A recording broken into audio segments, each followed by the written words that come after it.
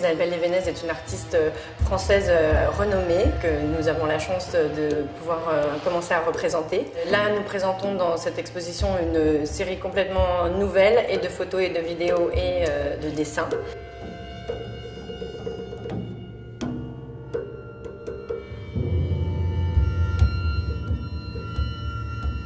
C'est toujours un univers complexe, très référencé, mais qui fonctionne extrêmement bien visuellement, même quand on n'a pas pris la mesure de tous les concepts qu'elle manie.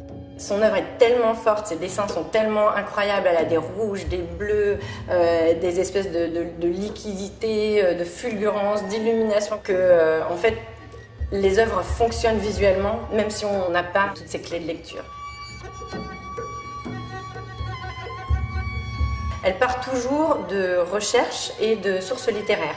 Et là, elle a beaucoup travaillé sur La Métamorphose de Kafka et Le Terrier de Kafka, qui est la dernière œuvre inachevée.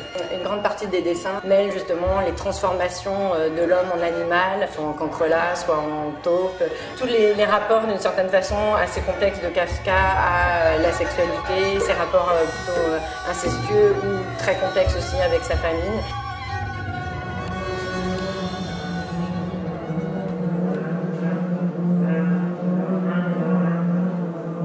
Elle a mêlé aussi d'autres idées, d'autres recherches, par exemple une espèce de légende sur un apiculteur des années 50, dont les photos sont assez connues parce qu'il se recouvrait d'abeilles, il ne se faisait jamais piquer. Et donc les gens avaient l'impression que c'était complètement mystérieux et merveilleux. Et en fait, c'est parce qu'il avait compris que si on arrivait à capturer la reine, lui il l'a cachée dans sa barbe. En fait, on attire non plus les abeilles guerrières, mais les abeilles nourricières. Et donc elles se mettent sur vous, et elles flottent autour de vous, ou elles se posaient sur sa barbe ou sur lui, mais elles ne le piquent pas. Isabelle a été fascinée par l'histoire de cet homme. Elle a retrouvé d'autres gens qui faisaient ça et des photos d'hommes et de femmes recouverts d'abeilles comme ça. Ça l'a fait penser aussi aux femmes à barbe qui autrefois étaient montrées comme des objets de dérision, comme dans des zoos ou des foires. Elle a fait des vidéos sur une mariée qui est recouverte de noir, à qui on arrache son bouquet de fleurs qui est noir aussi, et qui représente ces femmes d'une certaine façon qui sont rejetées, que personne ne va épouser, que personne n'aime. Son travail est auréolé de mystère et elle est auréolée de mystère. Elle descend d'une lignée de chamans celtes. Et donc, elle a des bâtons qu'on voit dans l'exposition comme des bâtons de sourcier ou des bâtons de chaman. Autant les Amérindiens s'associent aux animaux, mais des mammifères plutôt, autant les druides celtes, eux, s'identifient ou s'associent à des insectes.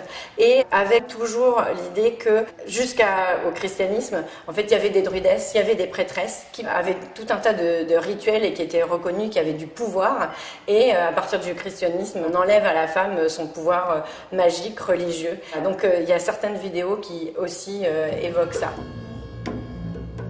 La dernière référence, qui est plutôt une référence assez amusante, l'exposition s'appelle « Est-ce que vous avez déjà été piqué par une abeille morte ?» Et en fait, c'est une référence à Nouvelle Vague de Godard, où Alain Delon répète plusieurs fois cette espèce de phrase absurde et hilarante « Est-ce que vous avez déjà été piqué par une abeille morte ?» Et c'est un peu cette phrase qui, en quelque sorte, finit le cercle de tous les thèmes différents abordés par Isabelle dans cette exposition et qui, en même temps, donne la cohérence à ses œuvres.